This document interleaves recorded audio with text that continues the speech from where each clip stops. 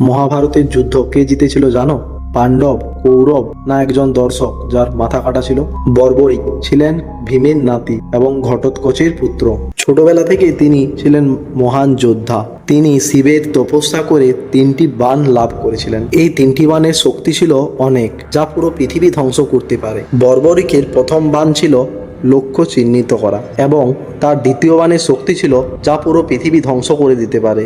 আর তৃতীয় বাণটি ছিল সবকিছু তিনি ফিরিয়ে আনতে পারতেন। বর্বরিক ছিলেন এমন যোদ্ধা যিনি একাই পুরো যুদ্ধ শেষ করে দিতে পারতেন। তিনি প্রতিজ্ঞা করেছিলেন, আমি সবসময় দুর্বল পক্ষের হয়ে যুদ্ধ লড়ব।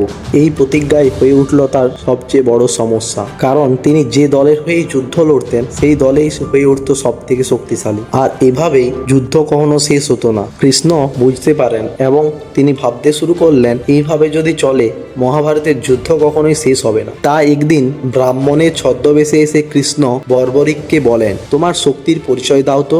বর্বরিক তার একটি তীর ছুড়লেন একটি গাছের দিকে। তীরটি গাছের পাতাগুলোকে স্পর্শ করে ফিরে আসলো এবং ব্রাহ্মণের প্রায়ের কাছে একটি পাতা পড়েছিল, সেটাকে এসে ভেদ করলো তার তীর। তখনই বর্বরিক বুঝতে পারলেন এই ব্রাহ্মণ কোনো সাধারণ ব্রাহ্মণ নয়। তখনই ব্রাহ্মণ রূপে কৃষ্ণ বলেন, বর্বরিক, আমি তোমার কাছ থেকে একটা দান চাই, তোমার মাথা কেটে আমাকে দান করো। বর্বরিক সবকিছু বুঝেও হাসি মুখে ব্রাহ্মণকে বললেন, আমি ব্রাহ্মণকে কখনো না বলি না, কিন্তু আমার একটা শর্ত আছে, আমি এই যুদ্ধ দেখতে চাই। কৃষ্ণ সহমত হলেন এবং সম্মতি দিলেন, আচ্ছা ঠিক আছে। তৎক্ষণাৎ বর্বরিক তার নিজের মাথা কেটে কৃষ্ণকে দিলেন এবং কৃষ্ণ সেই মাথাটিকে মহাভারতের যুদ্ধের পাশে একটা পাহাড়ের মাথায় গিয়ে স্থাপন করলেন, আর সেই মাথায় পুরো যুদ্ধ দেখতে পেল।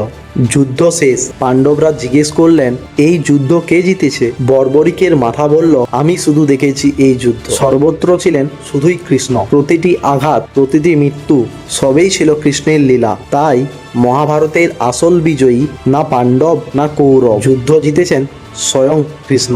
বিশ্বাস করা হয় রাজস্থানের খাটুশ্যাম মন্দিরেই বর্বরিকের কাটা মাথা পাওয়া গিয়েছিল। তাই কৃষ্ণ তাকে বর দেন, কলিযুগে তুমি শ্যাম নামে পূজিত হবে। তাই তিনি আজ পরিচিত খাটুশ্যাম নামে। এখানে প্রতিদিন হাজার হাজার ভক্ত আসে। সবাই এটাই মানে, শ্যাম বাবা মন থেকে কিছু চাইলে তা পূরণ করে দেয়। এই গল্প ভালো লাগলে ভগবান শ্রীকৃষ্ণর নামে কমেন্টে লিখুন জয় শ্রীকৃষ্ণ। আর এমন অজানা গল্প জানতে সাবস্ক্রাইব করতে ভুলবেন না।